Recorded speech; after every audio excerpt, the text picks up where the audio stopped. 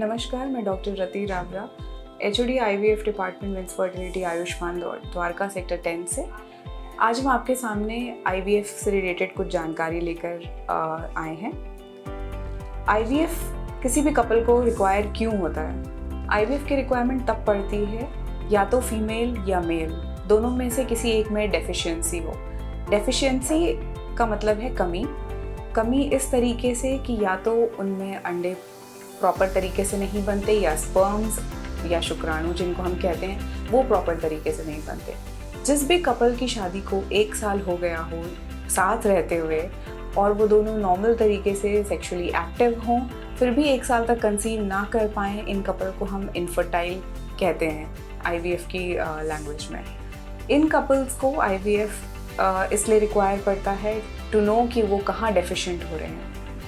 बाकी कई कपल्स होते हैं जिनकी लेट मैरिजेस होती हैं, वो आगे ओवरीज रिजर्व या फिर स्पर्म में डेफिशिएंसी होने की वजह से आईवीएफ उनके जीवन में रिक्वायरमेंट होती है।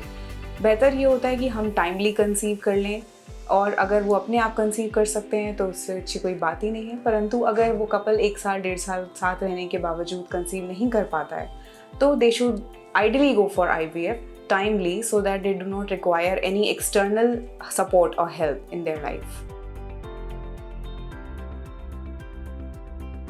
कुछ लोगों का आईवीएफ के दौरान साइकिल स्टार्ट होते हुए ये भी क्वेश्चन रहता है कि हमें आईवीएफ कितने टाइम तक चाहिए होगा या हम कितनी जल्दी आईवीएफ के थ्रू कंसीव कर लेंगे। अगर सब कुछ आईवीएफ साइकिल में हमारे हिसाब से या हमारी कैलकुलेशन के हिसाब से नॉर्मल चलता रहता है तो ये यूजुअली एक नॉर्मल पीरियड की जो साइकिल होती है 25 से 28 से 30 दिन के अंतराल हम एक नॉर्मल कपल को कंसीव करा लेते हैं, जिसमें हमें उनके एग्स, उनके स्पर्म 15 दिन के अंदर लेके एम्ब्रियोज प्रिपेयर हो जाते हैं and then we implant within 15 to 18 days.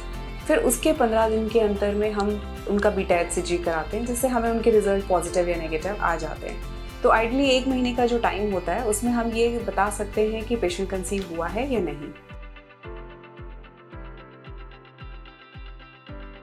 एक आईवीएफ साइकिल में सक्सेस रेट होता है डिपेंडिंग ऑन कि पेशेंट की एज क्या है, दोनों हस्बैंड और वाइफ की, दोनों में हमारे एग्स या स्पर्म्स की क्वालिटी कितनी अच्छी है और हम उसको कितने अच्छे से बिना फ्रीज किए पेशेंट में ट्रांसफ़र करके आपको एक अच्छी प्रेगनेंसी, हेल्दी प्रेगनेंसी दे सकते हैं।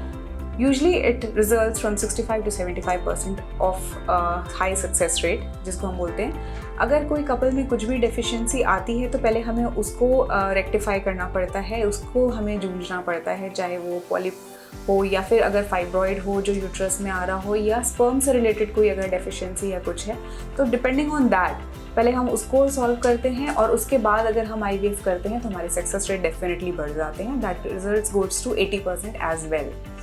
बट अगर आप ऑन एन एवरेज देखें तो 65% से 75% एक आईवीएफ सक्सेस रेट होता है।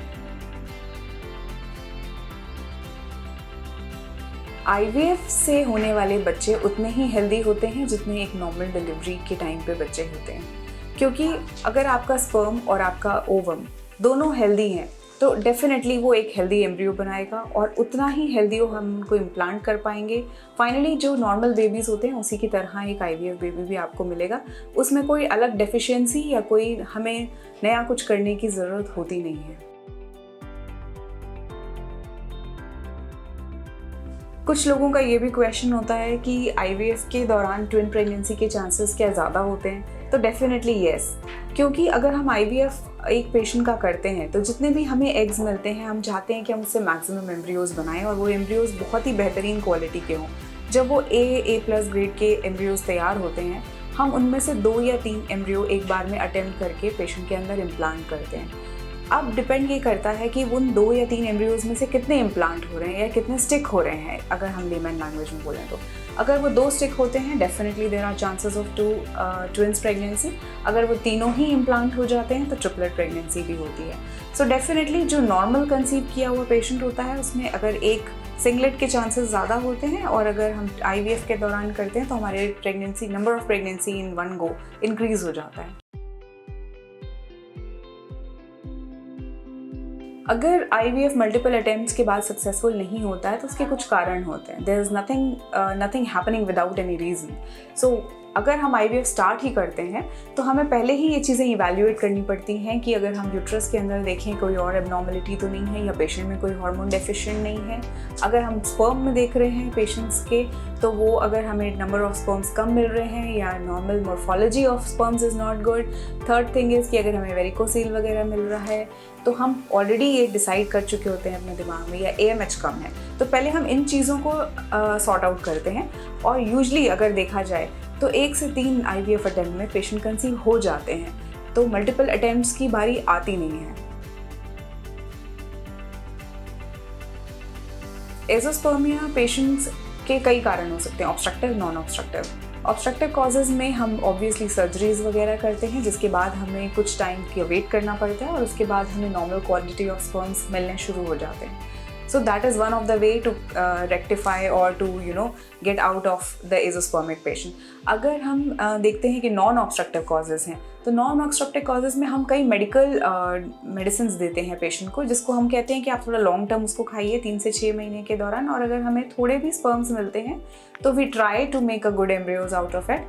क्योंकि यूजली ऐसा होता नहीं है कि हमें बहुत लो क्वालिटी ऑफ एम्ब्रियोज मिलें। जनरली अगर डेफिशिएंसी हम देखते हैं तो in most of the cases we get the ovum which is deficient enough. Males में हमें क्योंकि मिलियंस में स्पर्म मिलते हैं इन वन गो, तो हम ट्राई करते हैं कि हमें 10 मिलियन में भी अगर if the quality is very good, we can definitely make a very good embryos out of it.